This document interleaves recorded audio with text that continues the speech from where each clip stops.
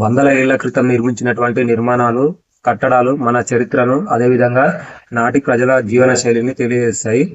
మరి అలాంటి వందల ఏళ్ల చరిత్ర కలిగినటువంటి ఒక నిర్మాణాన్ని గురించి మనం ఇప్పుడు వీడియోలో చూడబోతున్నాం. మొదటిసారి వీడియో చూస్తున్న వాళ్ళు తప్పకుండా లైక్ చేయండి. అదేవిధంగా ఇలాంటి మరిన్ని ఇంట్రెస్టింగ్ వీడియోల కోసం మన ఛానల్ని సబ్స్క్రైబ్ చేసుకోండి. వందల ఏళ్ల క్రితం నిర్మించిన పురాతనమైనటువంటి మెట్ల బావులలో తెలంగాణ రాష్ట్రంలోని కామారెడ్డి జిల్లా లింగంపేట మండల కేంద్రంలోని సుమారు 500 సంవత్సరాల క్రితం నిర్మించినటువంటి నాగన్న మెట్లబావి ఒకటి.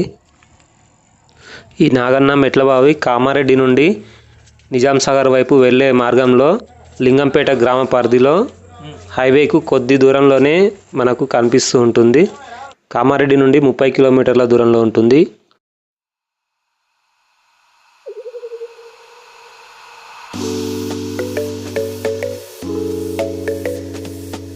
500 ఏళ్ల క్రితం మెదక్ జిల్లా పాపన్నపేట సంస్థానాధీశురాలు లింగమ్మ దేశాయి ఈ ప్రాంతాన్ని పరిపాలిస్తుండేవారు.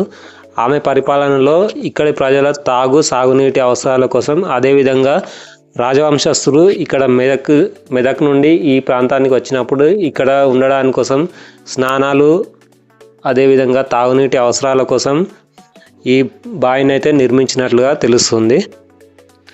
లింగమ్మ దేశాయి సంస్థానంలో ఆమెకు అత్యంత సన్నిహితుడైనటువంటి జక్సాని నాగన్న అనే వ్యక్తిని ఈ బావి నిర్మాణంలో పూర్తి బాధ్యతనైతే అప్పగించినట్లుగా తెలుస్తుంది. ఆయన హయాంలోనే ఈ బావిని పూర్తిగా నిర్మించినందున ఆయన పేరునే నాగన్న మెట్ల బావిగా ఈ పేరు స్థిరపడిపోయింది. ఈ బావి నిర్మాణం ఉపరితలం నుండి కిందికి 5 అంతస్తులలో నిర్మించారు. ఒక్కో అంతస్తు సుమారు 20 అడుగులు ఉంటుంది. అంటే 5 అంతస్తులకు 100 అడుగుల లోతు, అంటే కిందికి 100 అడుగుల లోతుకు ఈ బావిని నిర్మించడం జరిగింది.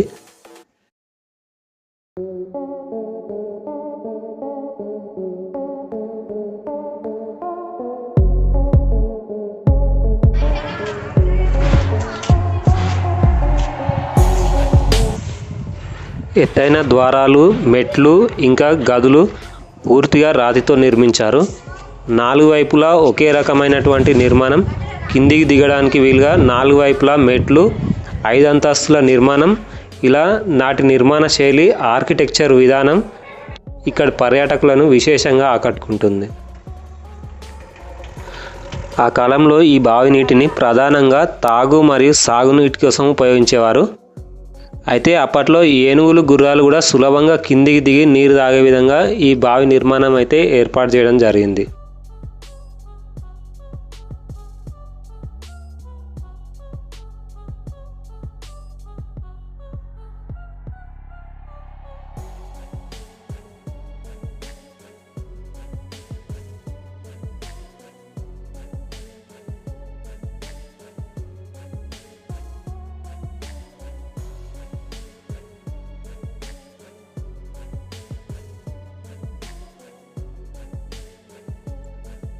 కొన్నేళ్ల క్రితం వరకు వాడుకలో లేకుండా పూర్తిగా శిథిలమైపోయి నిర్మానుష్యంగా మారి పిచ్చి చెట్లతో నిండిపోయి అటువైపు ఎవరు వెళ్ళలేని విధంగా దయనీయ స్థితిలో ఉన్నటువంటి ఈ బావిని కొంతకాలం క్రితం అప్పటి కామారెడ్డి జిల్లా కలెక్టర్ జితేష్ వి పాటిల్ గారి చొరవతో ఈ బావి రెనోవేషన్ జరిగింది. ఇప్పుడు పూర్తిగా పర్యాటకులకు అందుబాటులోకి రావడంతో అక్కడి ప్రజలు హర్షం వ్యక్తం చేస్తున్నారు.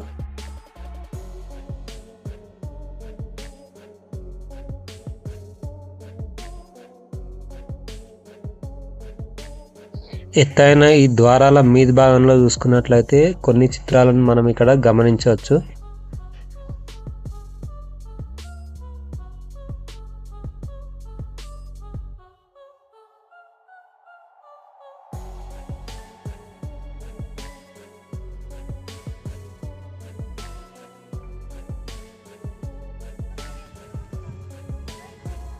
ఈ బావి ఎదురుగా ఒక పురాతన కాలం నాటి ఆంజనేయ స్వామి దేవాలయం, అక్కడే శివలింగం కూడా నేను గమనించడం జరిగింది.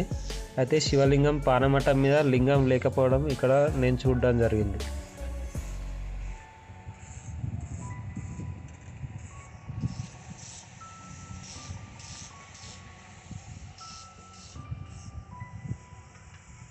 వీడియో మీకు నచ్చినట్లయితే తప్పకుండా లైక్ చేయండి. అదేవిధంగా మరిన్ని ఇంట్రెస్టింగ్ వీడియోల కోసం మన ఛానల్ని సబ్స్క్రైబ్ చేసుకోండి.